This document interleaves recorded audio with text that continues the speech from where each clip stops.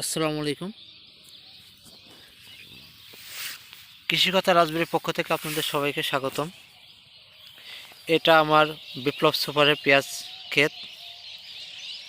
মাশাল্লাহ অনেক সুন্দর হয়েছে আপনাদের দোয়ায়।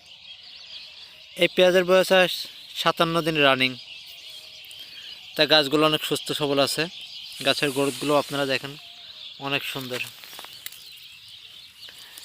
বিপ্লব সুপার এবার আমি প্রথম চাষ করছি। তা গতবার আমার দেখা কয়েকজন করেছিল, মাশাল্লাহ তাদের ফলন খুব ভালো হয়েছিল। তাদের দেখা দেখে এবার আমি প্রথম বিপ্লব সুপার চাষ করতেছি। তাই এখন পর্যন্ত গাছের গ্রোথ, গাছ সুস্থ সবল, সব দিক দিয়েই ভালো আছে। আপনারা দেখতে পাচ্ছেন পাতা একটু পুরা পুরা আছে। তাই বিপ্লব সুপার আমি অনেকের কাছে জিজ্ঞাসা করেছি যে এগুলোর মাথা বলে একটু পুরা থাকে। তো ওটা কোনো বিষয় না, আসলেই সুস্থ সবল গাছ থাকলেই সেটাই ভালো। এখন পর্যন্ত বিপ্লব সুপারের কালি দেখা যায় নাই, হয়তো এটার কালেও হয় না, হলেও লাস্টের দিকে অল্প কিছু হলেও হতে পারে। আমার এখানে 40% বিপ্লব সুপার আছে। আমি 1 কেজি দানা কিনেছিলাম 14,800 টাকা দিয়ে। বৃষ্টি হলো তার আগে আমি এই দানাটা চালাইছিলাম। তা কিছুটা আমার মার গেছে, তারপরে আল্লাহ দিলে 40% পেঁয়াজ ক্ষেত হয়েছে। এটা আমি এ পর্যন্ত 5টা স্প্রে করেছি ওষুধ। লাস্ট স্প্রে করেছি 4 থেকে 5 দিন আগে।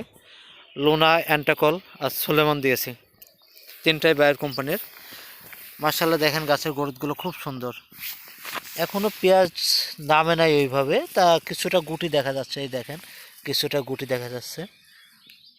এটা আমি শুনেছি কিছুটা দেরিতে ওঠে, হয়তো 100 দিন এরকম লাগে।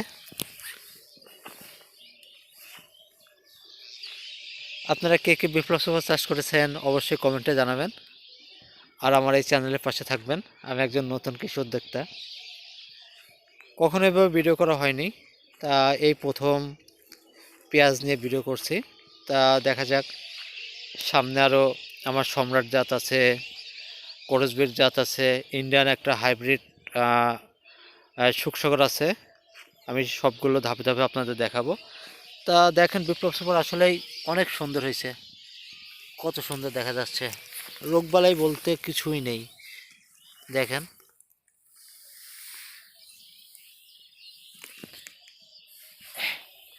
এটার মাথাটা অনেকটা বাঁকা ছিল, আমি আবার স্কোরটা দিয়েছিলাম, এর আগের স্প্রে স্কোর দিয়েছিলাম। তো স্কোর দেওয়ার পর দেখে অনেকটা সোজা হয়েছে। তো অনেকেই বলে বিপ্লব সুপারের গাছ নাকি অনেক লাল থাকে, তা আমারটা অনেকটাই কালো।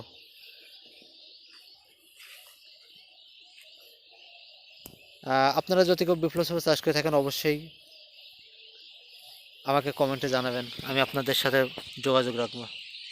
তো আজকের ভিডিও এই পর্যন্তই। ধন্যবাদ, ভালো থাকবেন। কৃষিকথা রাজ্যের পক্ষ থেকে আপনাদের আবারও ধন্যবাদ জানাই। আসসালামু আলাইকুম।